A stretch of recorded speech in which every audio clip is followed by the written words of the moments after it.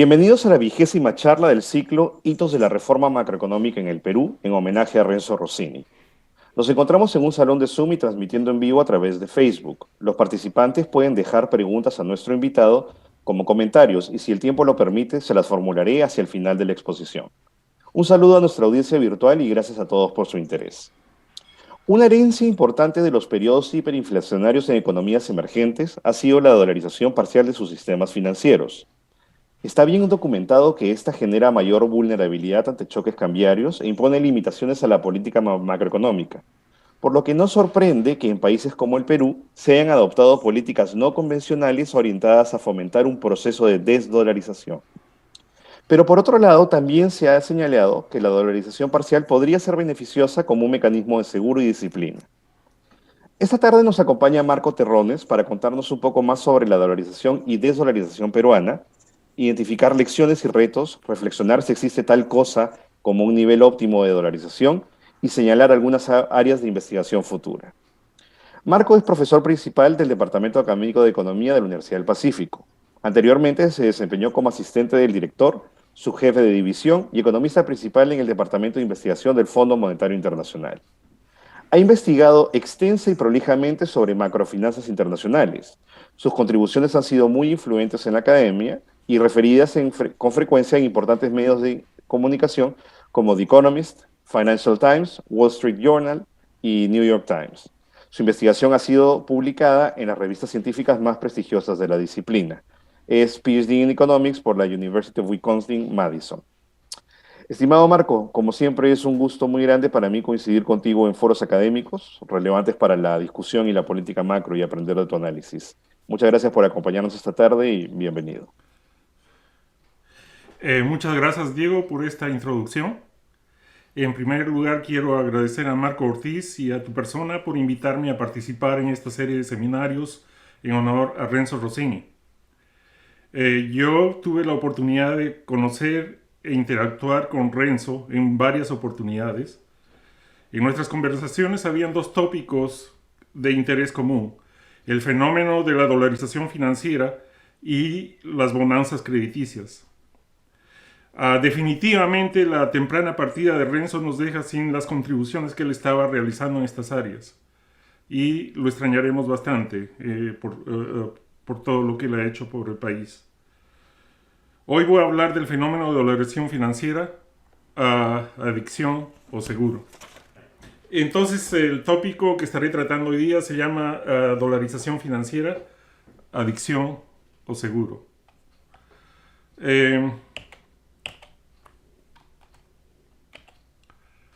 La presentación va a estar organizada de la siguiente manera.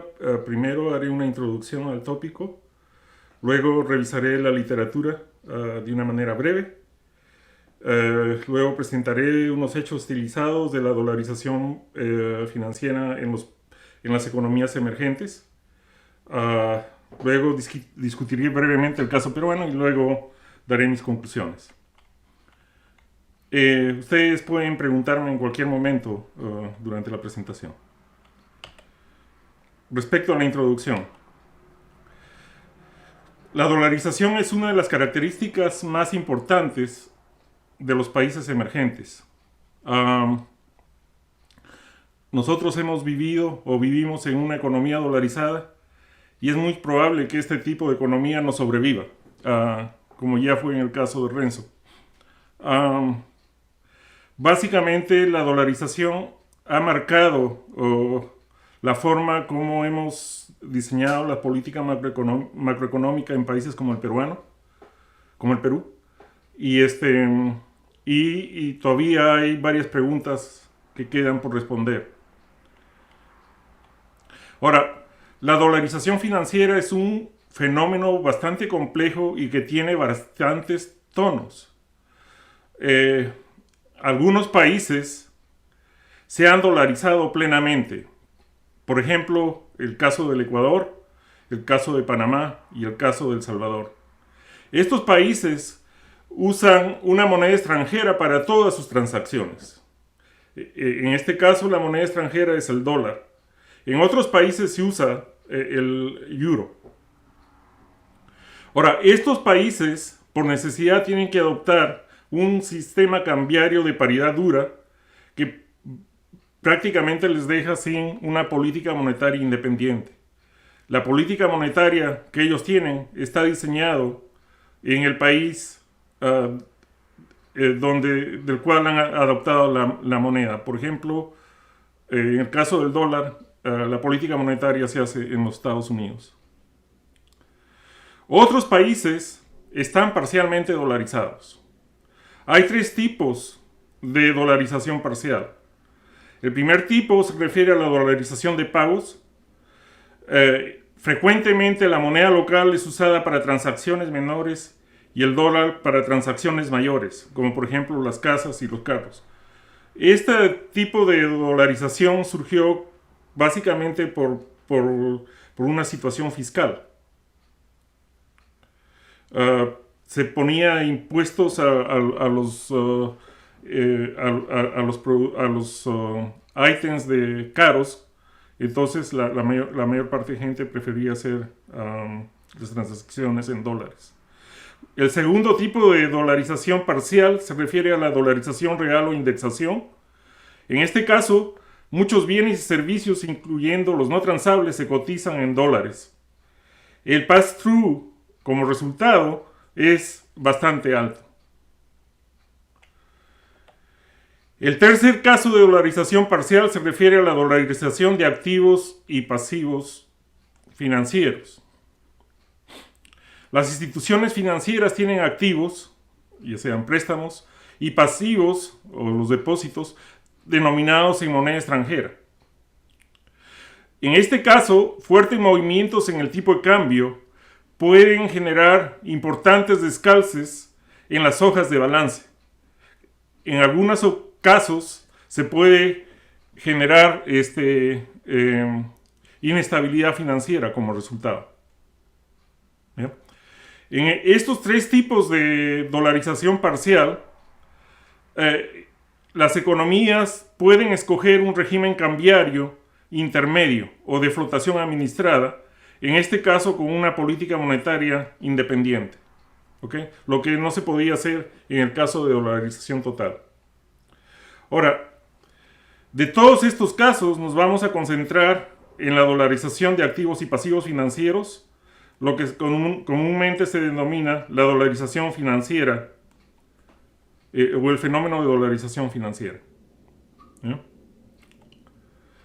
Ahora, hay distintas formas de medir la dolarización financiera. Una de las formas es usar los ratios de depósitos en moneda extranjera sobre depósitos totales.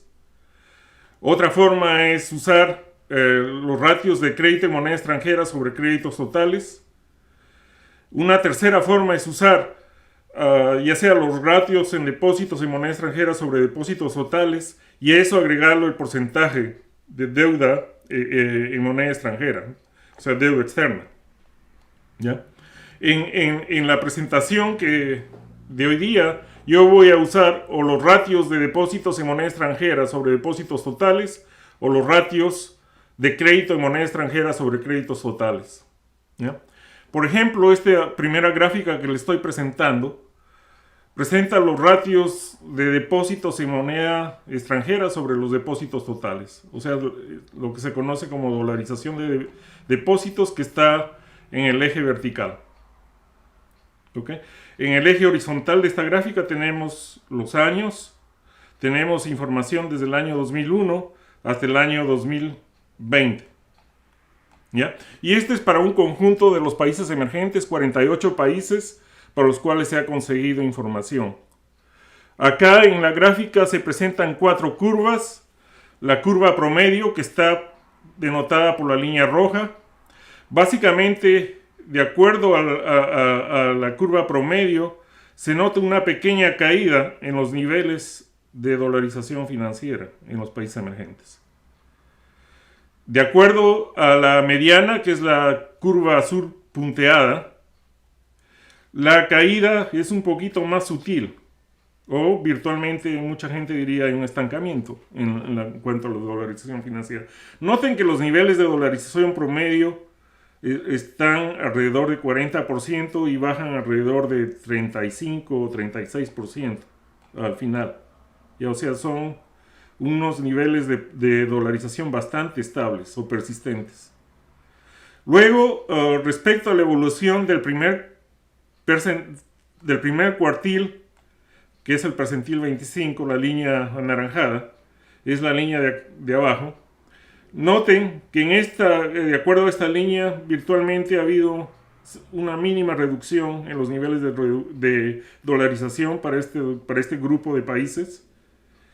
Y luego tenemos el top cuartal, que es la línea ploma, donde sí se nota cierto grado de caída en los niveles de dolarización. Se empieza en niveles de casi 80% o más y se termina en niveles un poquito superiores al 53% más o menos, ¿no? Noten que la evolución en este caso no ha sido monotónica. Primero hubo una caída fuerte y luego ha habido una subida posterior, ¿no? Entonces, eso es con respecto a la evolución de la dolarización financiera en los países emergentes. Ahora, ustedes se preguntarán, ¿por qué es que los países se dolarizan financieramente? Hay varias causas que llevan a que un país se dolarice. Una primera causa es una historia de problemas e inestabilidad macroeconómica, típicamente marcada con hiperinflación o inflación alta, posiciones fiscales insostenibles y crisis monetarias y también crisis de balanza de pagos.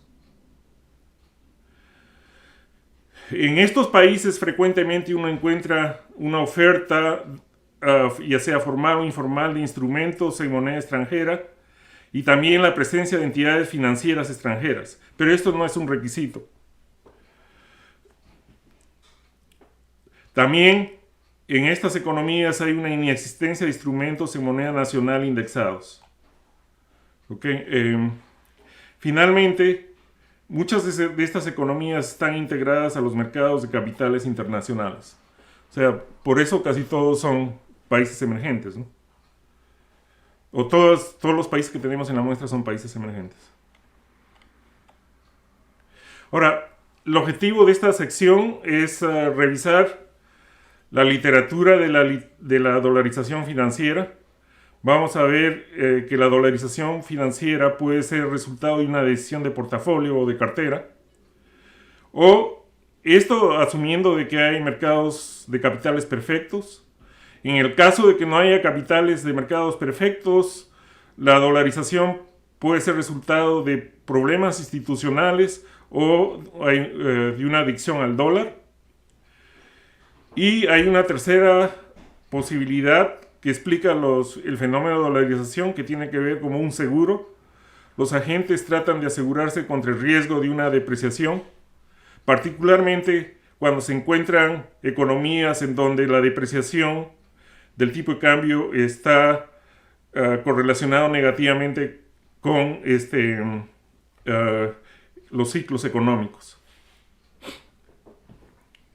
Luego vamos a examinar nueva evidencia sobre la dolarización financiera en los países emergentes.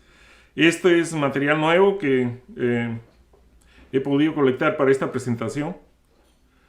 Y luego se van a discutir áreas que necesitan una mayor investigación, ¿no? Revisión de la literatura.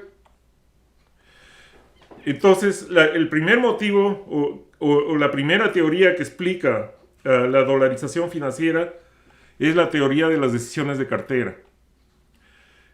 Esta teoría fue extendida a la posibilidad de tener un portafolio en distintas monedas. Las personas que trabajaron en este modelo fueron Alan Ise y Eduardo Levi-Leggiati en un paper que es clásico y que fue producido el año 2003. La dolarización financiera es resultado de las decisiones MVP de los agentes adversos al riesgo, Mean Variance Portfolio, ¿no? Básicamente, esta teoría requiere que los mercados de capitales sean perfectos, y si la paridad de tipos de interés es descubierta, se cumple, entonces la composición de una cartera se selecciona para minimizar la varianza de sus retornos. Básicamente, ¿no? Cuando uno resuelve el problema de MVP, resulta que la dolarización financiera va a ser proporcional al coeficiente de pass-through del tipo de cambio, ¿no? Ese es el resultado más importante de esta teoría. Y cuando uno va a la data, efectivamente uno encuentra que mientras más alto es el pass-through en una economía, más altos son los grados de dolarización financiera, ¿no? Esta teoría fue extendida o generalizada para una teoría dinámica de sustitución de activos por Carlos Beck en el año 2013 en su libro texto. Básicamente, él postula que si las tasas de retorno real de los activos son inciertas, los agentes van a demandar activos en ambas monedas. O sea, el fenómeno de dolarización financiera va a estar presente. Ahora, el grado de la dolarización financiera en una economía va a depender de dos componentes. Un componente especulativo, que depende de la diferencia de las tasas reales de interés y del grado de aversión al riesgo que tienen los agentes, y un componente que depende de cobertura, que depende de las varianzas de tanto de la inflación doméstica como de la inflación internacional y de sus covarianzas. Ahora, esta dependencia es una manera bastante complicada, entonces el resultado es dependiente de muchas posibilidades, ¿no? Luego tenemos la literatura institucional y de adicción al dólar. Básicamente esta literatura hace su presencia cuando se asume que los mercados de capitales no son perfectos, ¿no? La dolarización financiera resulta de fallas en los mercados financieros, resulta de imperfecciones legales, de garantías implícitas del gobierno o del Banco Central y de externalidades, ¿no? Hay un conjunto de papers que desarrollan este tipo de literatura. Luego está el problema de adicción al dólar. Básicamente, esta teoría postula de que la dolarización financiera es resultado de la dependencia de un país al dólar, principalmente por problemas de colocar su deuda externa, ¿no? Esta teoría fue desarrollada por Reinhard, Rogoff y Savastán. Ellos, en su análisis empírico de dolarización financiera, además de tener la dolarización de depósitos en el sistema financiero, tienen la dolarización de la deuda externa, ¿no? Y lo que ellos hacen es agrupar los países en 4 grupos, dependiendo del grado de dolarización que ellos encuentran, y ellos encuentran como resultados que solamente muy pocos países han podido desdolarizarse. Ellos discuten el caso de 2, a pesar de tener estabilidad de precios. Y también ellos encuentran que una dolarización financiera elevada no es obstáculo para el control de la política monetaria. Es decir, que países con una dolarización financiera alta todavía pueden tener una política monetaria independiente. ¿Sí? Acuérdense que en el caso extremo de dolarización completa, la política monetaria ya no es independiente, ¿no? La política monetaria se vuelve dependiente de la política monetaria del país del cual se adoptó la moneda. En tercer lugar tenemos la dolarización financiera explicado por un motivo de seguro, ¿no? Estas teorías han sido desarrolladas recientemente. el primer motivo es el motivo asegurador de los ahorristas domésticos. Esto fue desarrollado por Bocola y Lorenzoni en su paper del American Economic Review del 2020. Ante el riesgo de una depreciación, los ahorristas piden una prima de riesgo por sus ahorros en moneda nacional. Como resultado, la deuda en moneda nacional es cara, por lo que los prestatarios emiten deuda en moneda extranjera. En un equilibrio se va a tener dolarización financiera, ¿ya? En donde las tasas de interés domésticas tienden a ser más altas que las tasas de interés en dólares, ¿ya? Luego, por un motivo, también las economías se tienden a dolarizar por un motivo de distribución eficientes de riesgo. Este es un paper reciente de Cristiano, Dalgid y Nuberkein del año 2020 que se basa en la tesis de Dalgid, ¿no? Básicamente lo que ellos postulan es que la necesidad de cobertura de un riesgo cambiario lleva a que los ahorristas tengan depósitos y las firmas deuda en dólares, lo que permite una distribución eficiente de riesgos entre agentes domésticos, ¿no? O sea, no hay una distribución eficiente de riesgo internacional, sino va a haber una distribución eficiente de riesgos a nivel nacional. En un equilibrio, las firmas pagan por su deuda en dólares tasas activas bajas y los ahorristas reciben por sus depósitos en dólares tasas pasivas bajas. Nuevamente acá se tiene de que las tasas en dólares van a tender a ser más bajas que las tasas en moneda local, ¿ya? Ambos motivos están relacionados. No, básicamente Cristiano y coautores mostraron de que países con depreciaciones más grandes en una recesión tienen una mayor dolarización financiera. Y ellos presentaron un cuadro parecido a este, un gráfico parecido a este, pero yo rehecho su cálculo para la muestra de países que tenemos. Y básicamente obtenemos los mismos resultados, ¿no? Es que esta es la correlación entre el crecimiento del PBI real y el tipo de cambio, la variación del tipo de cambio dividido por el nivel de precio doméstico, ¿no?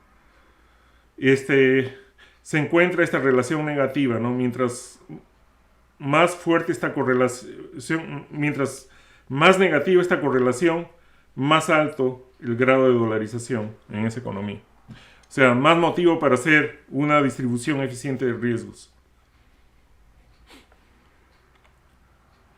Ahora, obviamente la dolarización financiera va a tener implicaciones para la estabilidad financiera. Una depreciación, por ejemplo, reduce el patrimonio neto de los agentes endeudados en moneda extranjera. Acá cuando me refiero a los agentes, estos pueden ser consumidores, firmas o bancos, complicando su solvencia. Esto lleva muchas veces a que la dolarización financiera y el miedo a flotar estén muy relacionados, ¿no? Acá vamos a ver la hoja de balance antes y después de una depreciación fuerte para cualquiera de los agentes en la economía. Estos agentes tienen sus activos compuestos por activos financieros o físicos y la suma descontada de las ganancias futuras, y tienen sus pasivos compuestos por deuda en moneda nacional, deuda en moneda extranjera y un patrimonio neto, ¿no? Supongamos que ahora hay una fuerte depreciación. ¿Cómo se recompone la hoja de balance? Los activos no cambian porque todo está en moneda local, pero sí, este componente de deuda sí va a cambiar. Y como ustedes ven, la deuda en moneda extranjera se agranda y es el patrimonio neto el que se achica. Potencialmente, esto puede llegar a una situación donde el patrimonio neto se va a tener que volver negativo o se va a tener que, estas empresas o estos bancos van a tener que capitalizarse, ¿no? Entonces hay el potencial para inestabilidad financiera, ¿no? Y esa es una de las preocupaciones que siempre se ha tenido, por ejemplo, en el Banco Central del Perú, y particularmente que Renzo Rossini siempre tenía cuando él estaba diseñando la política monetaria en el país. O sea, siempre, al menos en las discusiones que tenía con él siempre andaba preocupado de esta posibilidad. Ahora, la dolarización financiera obviamente tiene sus costos y tiene sus beneficios, ¿no? ¿Cuáles son los principales costos de la dolarización financiera? El principal costo es la posible vulnerabilidad de las hojas de balance ante movimientos en el tipo de cambio, ¿no? O sea, se puede generar situaciones de quiebra en muchas empresas, ¿no? Esto hace que la autoridad monetaria intervenga el mercado cambiario resultado de un miedo a la flotación. Estas intervenciones no son gratuitas, no tienen un costo. Los costos de esterilización de estas operaciones en el mercado cambiario. También se ha encontrado que la dolarización financiera reduce la efectividad de la política monetaria, ¿no? Entonces, esos son los costos que tiene la dolarización financiera. ¿Cuáles son los principales beneficios de la dolarización financiera? El principal beneficio es que nos permite tener una política monetaria independiente y con un régimen cambiario sostenible, ¿no? Acuérdense, acá ustedes tenemos el caso límite de la dolarización total. En el caso de la dolarización total no se tiene una política monetaria independiente y se tiene un régimen cambiario que es sostenible pero que es extremo, ¿no? Que es totalmente fijo. Luego, la dolarización financiera nos facilita el compartimiento de riesgos de una depreciación entre los agentes domésticos y actúa como un seguro. O sea, este es el argumento de Cristiano y de Lorenzoni, ¿no? Finalmente, la dolarización financiera impone disciplina a la política macroeconómica, ¿okay? La fuga de capitales está a medio paso de la dolarización financiera. O sea, si no fuera por la dolarización financiera, muchos agentes domésticos hubieran sacado su plata hace tiempo fuera. O sea, la dolarización financiera es un paso intermedio a eso, ¿ya? Y eso muchas veces nos olvidamos, ¿no? De que, si bien es cierto, uno convierte sus activos a dólares. O sea, el siguiente paso es hacer las transferencias bancarias del banco en Perú, ya sea a Estados Unidos o cualquier otro país, ¿no? Ya no hay necesidad de cambiar, ya se tienen dólares. Ahora, esto nos lleva a preguntarnos de si hay un nivel de dolarización financiera óptima. Obviamente, a nivel de teoría, uno identifica los costos de la dolarización financiera y los de beneficios, y ya los hemos listado en el slide anterior, y donde las dos curvas se intersectan. Ese debe ser el nivel óptimo de dolarización financiera que cada país escoja. Obviamente, las curvas de costos y beneficios va a diferir de país a país. En algunos casos, los costos y beneficios se van a acortar a un nivel donde la dolarización financiera equivale a 100%, digamos, en este punto.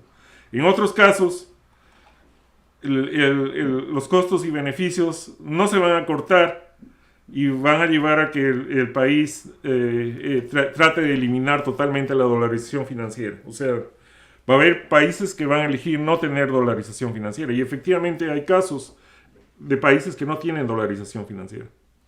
Pero para la mayor parte de casos de países emergentes se encuentra una preferencia por tener cierto nivel de dolarización financiera, y ese nivel de dolarización financiera puede ser relativamente bajo a niveles de alrededor de 20%, o hay otros países que prefieren niveles alrededor de 40%, y digamos, porque por el argumento ¿no? De que la dolarización financiera es un medio paso hacia la fuga de capitales, ¿no? Entonces, a veces cuando, digamos, el grado que un país escoja va a requerir que ciertos niveles de reservas internacionales para la posibilidad de que se dé una fuga de capitales, ¿no? Ahora, obviamente, estos argumentos se tienen que formular uh, de una manera más formal, pero nosotros intuimos de que varios países, incluyendo al Perú, va a encontrar un grado de dolarización intermedia óptima, ¿no? Y ese grado de dolarización podría estar alrededor de 30%, una cosa así.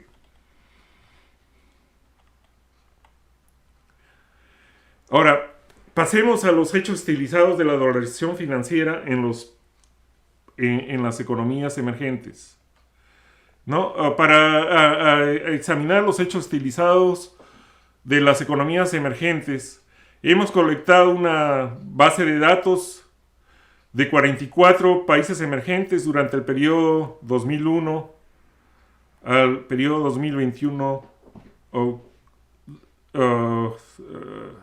junio del 2021, ¿no? Básicamente tenemos en el grupo tenemos países de América Latina, que incluye Argentina, Chile, Costa Rica, la República Dominicana, Guatemala, México, Paraguay, Perú, Uruguay y Venezuela. Tenemos un grupo de países de Europa, que incluye Turquía y todos los llamados países de transición. Y también incluye a Rusia, ¿no? Y luego tenemos los países de Asia y el resto. En este grupo está Sudáfrica, Israel, Arabia Saudita, Egipto, Camboya, Taiwán, Indonesia, Corea, Malasia, Pakistán, Filipinas, Tailandia, Kazajstán y la República Kirguistán, ¿no?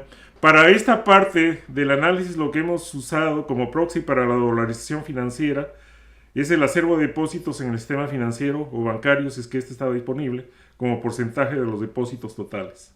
Ya, o sea, esta es la definición más básica de dolarización financiera, ¿no?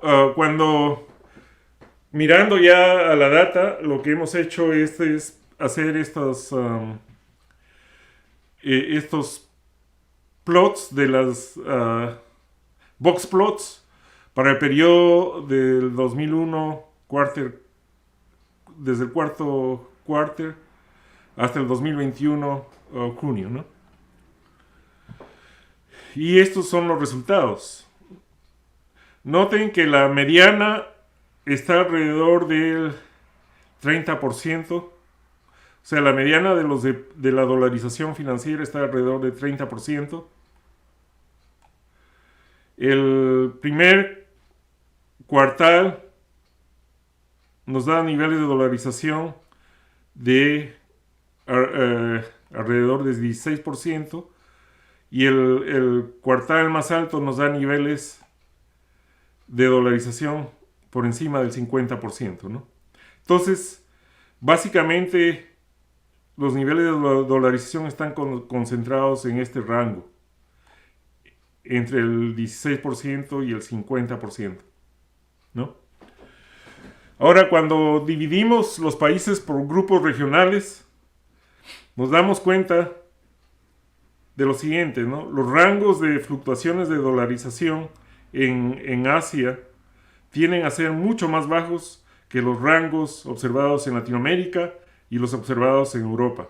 Dicho sea de paso, los rangos de dolarización financiera observados en Europa son mucho más grandes que los observados en las otras regiones, ¿no?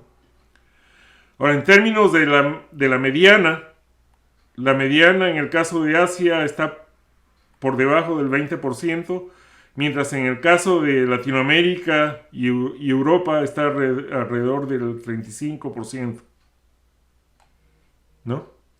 Y los los rangos intercuartales varían, ¿no es cierto? El rango intercuartal de Europa es bastante grande, ¿no?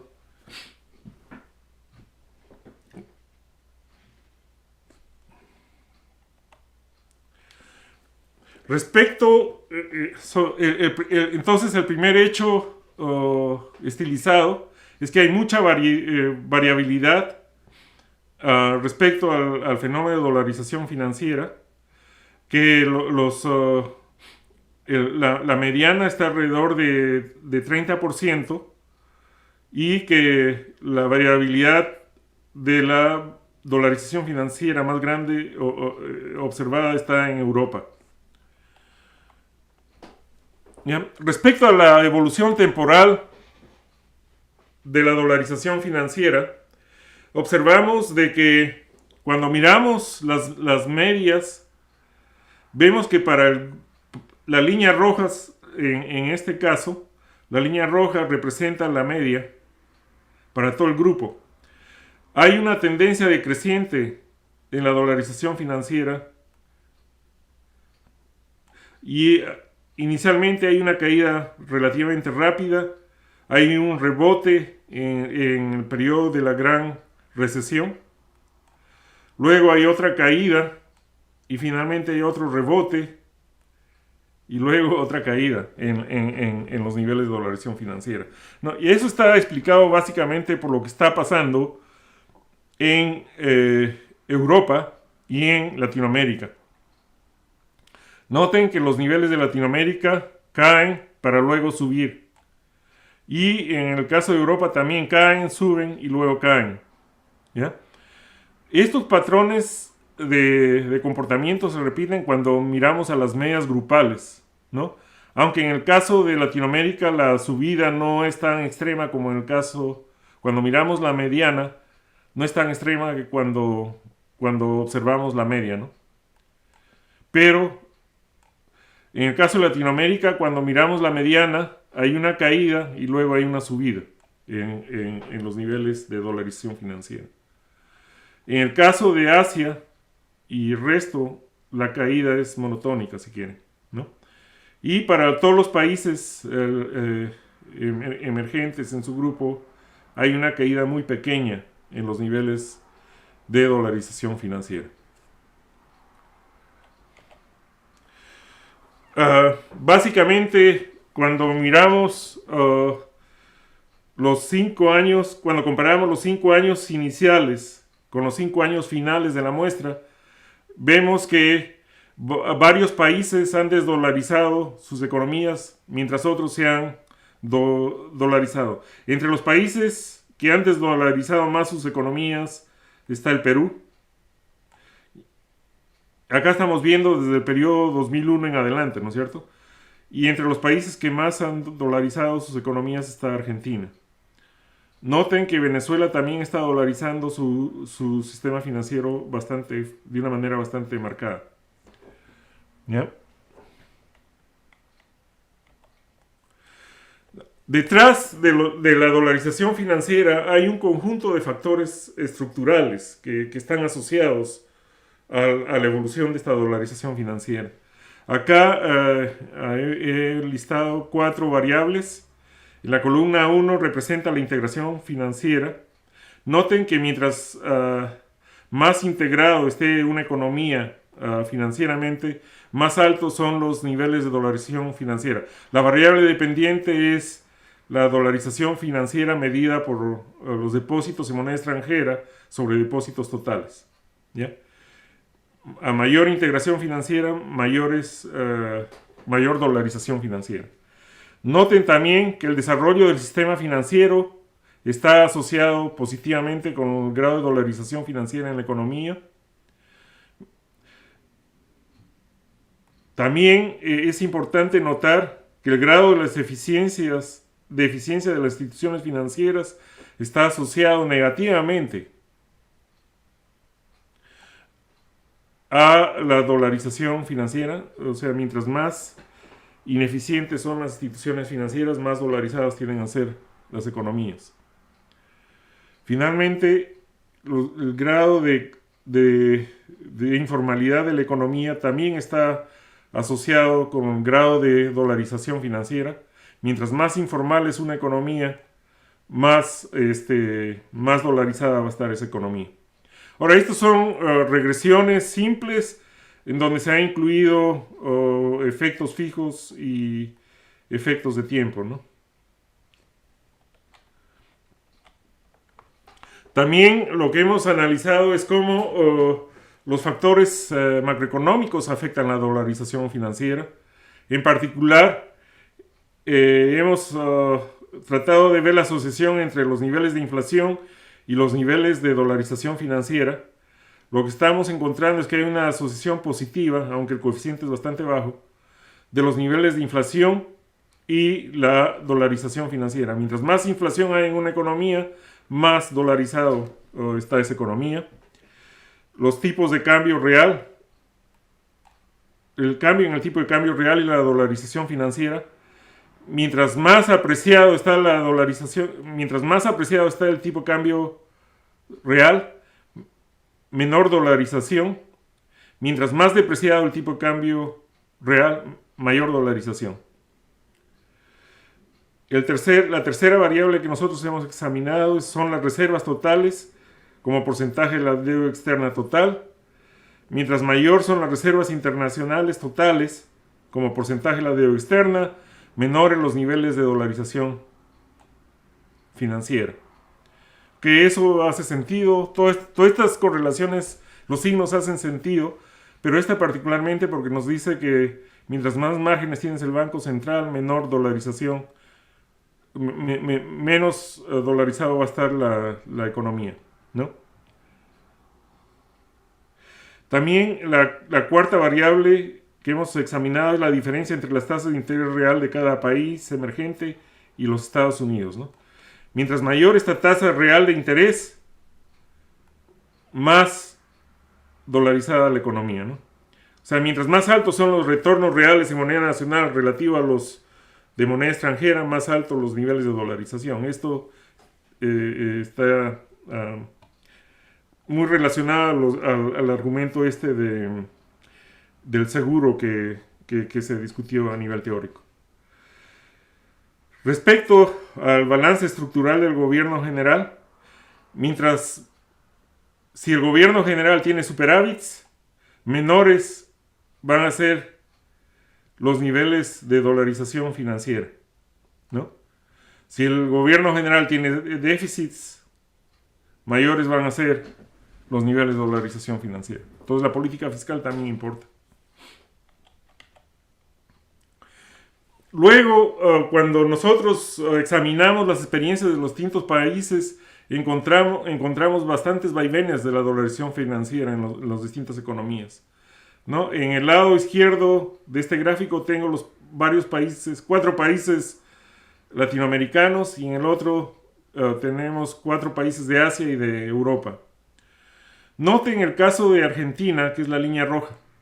Ellos inicialmente tenían el nivel de dolarización iba subiendo en los años 90 y luego se hizo este programa de desdolarización forzosa que redujo los niveles de dolarización sustancialmente, pero desde entonces los niveles de dolarización en Argentina han ido subiendo, ¿no? Hasta recientemente donde ha habido una pequeña caída. Noten el caso de Chile. Chile ha tenido una reducción en sus niveles de dolarización, la línea azul. Ha tenido una reducción en los niveles de dolarización en los 90s, luego un incremento y luego ha habido una gradual caída, ¿no?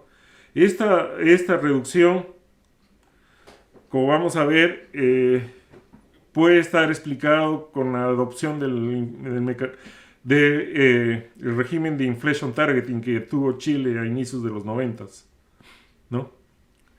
En el caso peruano, lo que hemos notado es que ha habido una reducción continua en los niveles de dolarización hasta el año 2010 más o menos, y luego ha habido un estancamiento, ¿no?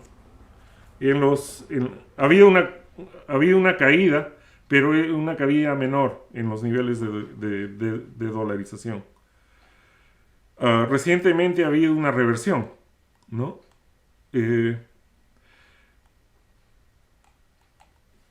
¿Qué pasará en el futuro? Ese es un signo de interrogación. En el caso de Uruguay, también ellos tuvieron la línea anaranjada, ellos tuvieron una caída en los niveles de dolarización y luego recientemente ha habido un repunte en los niveles de dolarización financiera, ¿no? Bueno, el hecho concreto es que, como ustedes ven, no hay una experiencia que se repita y es muy diversa, muy variada la experiencia de dolarización financiera a través de los países emergentes. Me parece que hay una pregunta. ¿A qué se debe la poca dolarización en Asia? Asia, digamos, Asia ha tenido mucha estabilidad macroeconómica, no han tenido los desequilibrios macroeconómicos que se ha tenido en Latinoamérica o en Europa del Este. ¿Ya? Básicamente yo diría que es eso. Ellos, también en Asia, las instituciones tienen mejores instituciones que en Latinoamérica y en Europa del Este. ¿Qué lecciones se ha aprendido hasta la fecha? En este siglo, las economías emergentes han experimentado una pequeña reducción en el nivel de dolarización financiera, con importantes diferencias regionales. El nivel de dolarización financiera ha bajado en Asia, está estancado en Europa y ha subido en el caso de Latinoamérica. Los procesos de dolarización financiera están asociados con un conjunto de variables estructurales, ya sea la integración financiera, el desarrollo financiero, etc., y macroeconómicos, la inflación, el balance fiscal, las reservas internacionales, etc. Finalmente, los procesos de dolarización financiera no son homogéneos ni monotónicos a través de los países. El proceso de desdolarización financiera en el Perú no se ha revertido. A continuación pasaremos a revisar el caso de dolarización financiera peruano. El caso peruano, podemos decir que Perú ha tenido una desdolarización exitosa. Luego de alcanzar una cima en los 90s, la dolarización financiera en el Perú experimentó una de las reducciones más importantes observadas en la experiencia de los países emergentes. ¿Qué factores explican este proceso de desdolarización? ¿Qué pasará con la dolarización financiera en el Perú? En esta breve discusión revisamos los principales elementos de la desdolarización en Perú. Luego discutimos lo que en nuestra opinión pasará con la dolarización financiera. La dolarización y desdolarización financiera en el Perú. Acá tenemos información desde el año 92, esta es data mensual, hasta agosto del año 21. La línea azul es la dolarización financiera medida como el ratio de crédito en moneda extranjera sobre créditos totales. Y la línea roja es la dolarización financiera medida como los depósitos en moneda extranjera sobre los depósitos totales. Si miramos ambas medidas, con ambas medidas se dan una desdolarización rápida inicial y luego un relativo estancamiento, particularmente en el caso de los depósitos en moneda extranjera sobre los depósitos totales, pero también hay cierto estancamiento en el caso del crédito en moneda extranjera. Si correlacionamos estas dos medidas, la correlación entre esas dos medidas es de 0.935, o sea, la correlación es bastante alta. O sea, si miramos el fenómeno de dolarización con crédito, depósitos, debería darnos una historia muy parecida. Lo importante a notar acá es que cuando dividimos, por ejemplo, el crédito en moneda extranjera sobre depósitos en moneda extranjera, notamos que inicialmente estos ratios excedían el 100%, ¿no? O sea, el crédito en moneda extranjera excedía los depósitos en moneda extranjera. Hasta el año 2010, donde hubo una caída y luego hubo una subida nuevamente, llegando a un punto máximo en el año 2012.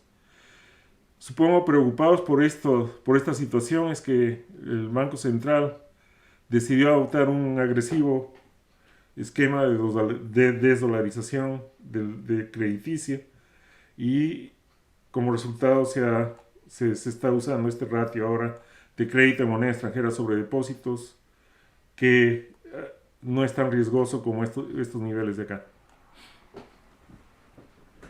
¿Ya? Factores que explican la desdolarización en el Perú. El principal factor, en nuestra opinión, ha sido la adopción de un régimen de metas de inflación en febrero del año 2001.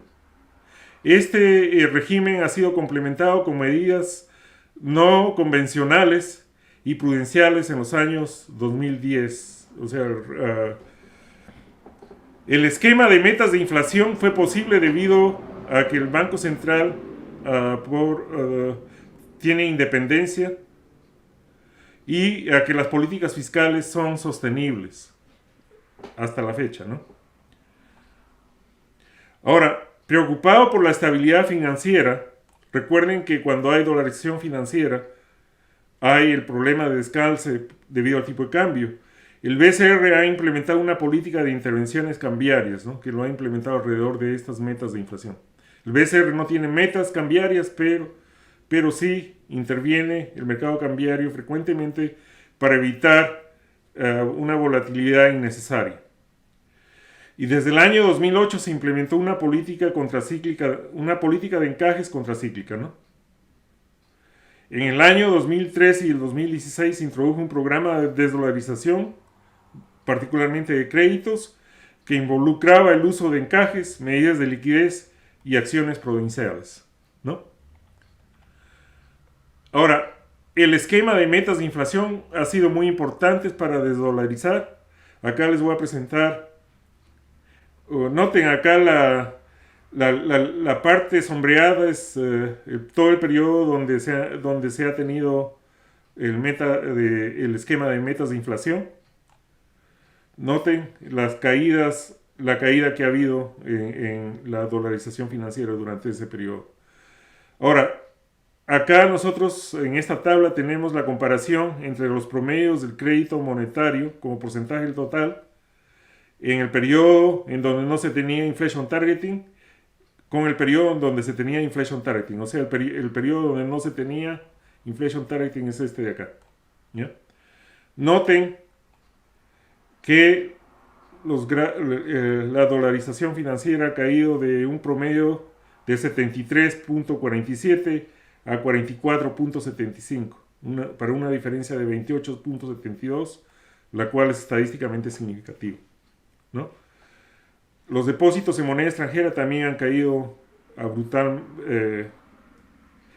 largamente, ¿no? O sea, han caído en casi 37%, que es estadísticamente significativo.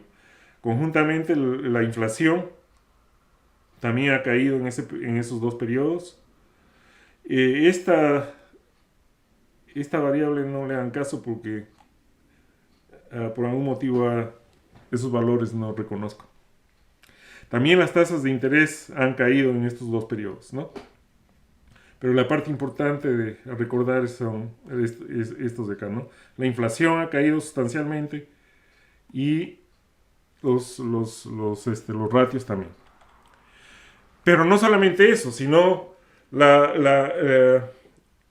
metas de inflación ha ayudado a tener un efecto estabilizador en la economía, ¿no? Si comparamos las variables macro en el periodo pre-inflation targeting y post-inflation targeting, vemos que el crecimiento ha sido mayor en el periodo post-inflation targeting. Noten acá esta tabla va hasta el año 2016 nada más. Necesito actualizarlo, pero el tiempo ya no me dio. Pero la historia se mantiene, ¿no? Hay un mayor crecimiento en el periodo que sigue a las metas de inflación y la inflación es menor, ¿no? Noten acá que la política fiscal ha sido bastante responsable en el periodo donde se ha tenido inflation targeting, ¿no? Y esa responsabilidad ustedes lo ven por la caída en los niveles de deuda pública, ¿no? Aunque ahora la deuda pública está subiendo nuevamente, ¿ya? También noten la gran acumulación de reservas que se ha tenido de un periodo al otro, ¿no? Y esto ha ayudado a que, entre otras cosas, el riesgo país haya bajado sustancialmente hasta recientemente, ¿no? Ahora, Otras acciones de política monetaria no convencional que ayudaron a la desdolarización fue el uso de los encajes. Noten que este es el ratio de dolarización usando el crédito, es la línea azul, y la línea roja punteada acá es el encaje efectivo en moneda extranjera. Noten que el encaje efectivo ha ido subiendo y luego ha caído recientemente. Y la línea anaranjada es el encaje marginal en moneda extranjera. Cuando nosotros correlacionamos la dolarización financiera con el encaje efectivo en moneda extranjera, encontramos un nivel de correlación de menos 0.482. O sea, hay una correlación negativa relativamente alta, ¿no? Entonces los encajes también han participado o han contribuido al proceso de desdolarización que se ha dado, ¿no? Y esto ha sido particularmente notable durante el periodo del programa de desdolarización durante 2013 al 2016. Ahora, este programa incorporaba, entre otros, el uso de encajes adicionales para el crédito en moneda extranjera, inicialmente sobre las hipotecas y créditos para vehículos en moneda extranjera. Luego fue extendido a todo tipo de crédito en moneda extranjera, excepto el crédito para el comercio internacional. Esto fue en octubre del 2013. Luego se cambió por un sistema de umbrales crediticios en moneda extranjera en diciembre del 2014. Las entidades debían reducir para el 6 de junio, para junio del 2015 sus créditos en moneda extranjera hasta 1,25% de los niveles alcanzados en los balances de septiembre del 2013. Para el año 2016 este umbral fue reducido hasta 80%, ¿no? Estas medidas de encaje fueron acompañadas con nuevas operaciones repo, ¿no? También hubieron unos factores externos que ayudaron a la desdolarización. En el caso peruano, principalmente se tuvieron precios favorables de los commodities, las bajas tasas de interés internacional y la reducción de la prima de riesgo del país también han ayudado, y los cambios en el riesgo internacional. Todos estos factores han presionado que el sol se aprecie en términos reales. Ya saben que una apreciación hace que la dolarización tienda a caer. ¿Ya? Entonces, las lecciones del caso peruano: la implementación de un régimen monetario creíble, sustentado por políticas fiscales sostenibles, es crucial. Estas medidas pueden ser complementadas con el uso de herramientas monetarias no convencionales. La implementación de medidas regulatorias y buena suerte, ¿no? O sea, precios altos para nuestros commodities, bajas tasas de interés internacional, entre otros. En la medida que las políticas macroeconómicas aflojen, la turbulencia política continúe y la buena suerte se nos acabe, es probable que los niveles de dolarización financiera en el Perú sigan subiendo, ¿no? En conclusión, o conclusiones, la experiencia con la dolarización financiera de las economías emergentes es compleja y variada. Varias economías emergentes han logrado desdolarizar parcialmente sus sistemas financieros. Y el caso peruano nos muestra la importancia de la implementación exitosa de un régimen de metas de inflación. El uso de medidas monetarias no convencionales ayuda, pero también trae distorsiones. Y tener una coyuntura favorable es ideal. El hecho de que varias economías emergentes acepten cierto nivel de dolarización nos lleva a preguntar de si es deseable o no desdolarizar totalmente una economía. Esto nos lleva a preguntarnos de si la dolarización financiera es una adicción o se debe hacer un balance de beneficios-costos para determinar los niveles óptimos de dolarización. Esa es una área de futura investigación. No sé, y con eso concluyo. Hay algunas preguntas, pero no sé, Diego, si tengo tiempo para responderlas o cómo es. Claro, claro que sí, Marco, como gustes. Estamos un poco sobre la hora, pero creo que nos podemos tomar un par de minutos para responderla si gustas.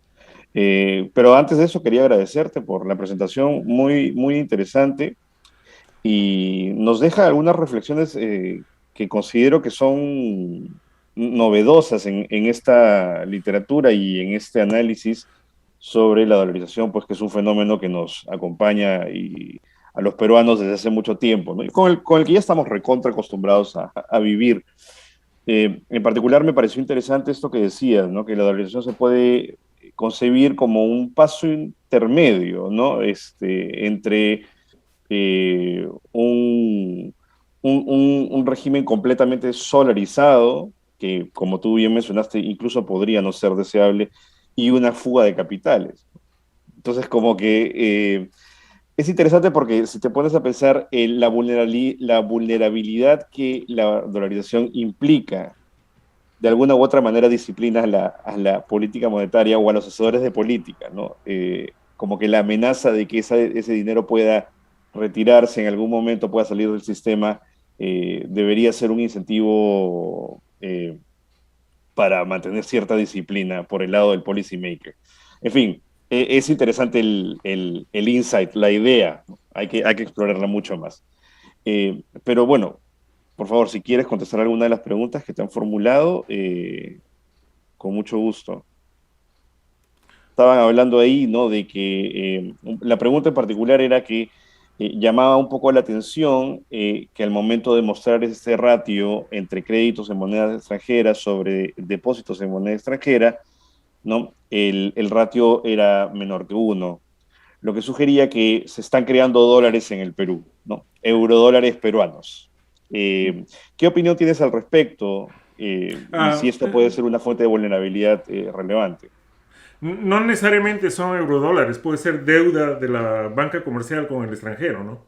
Puede ser otro tipo de financiamiento a través de... La banca comercial en algún momento adquirió deuda del extranjero para intermediar esa deuda, ¿no? Eh, no Descalza necesariamente... los bancos han quedado descalzados. Claro, estaban descalzados. Y era una situación riesgosa que supongo le preocupó mucho al Banco Central, ¿no? O sea, si yo miro ese descalce, o sea, me pregunto cómo está siendo financiado este crédito. No, si es deuda externa, deuda de la banca comercial, me pongo a mirar los ratios de la banca comercial, ¿no? Y en ese mismo periodo en donde el Banco Central comenzó a implementar su programa de desdolarización, la Superintendencia de Bancos reforzó los mecanismos de regulación de descalce, ¿no? Yo supongo que había algo de ese problema. De esa discusión. Sí. Sí, sí, sí, sin duda. Bueno, muchas gracias, Marco. Muchas gracias por tu tiempo, por la presentación y por participar en este ciclo de conferencias. Es muy significativo para nosotros eh, que, seas, que hayas contribuido, ¿no? Y eso, damos por concluida la sesión. Muchas gracias a todos los que han participado el día de hoy por su interés y nos vemos la próxima vez. Gracias, Marco.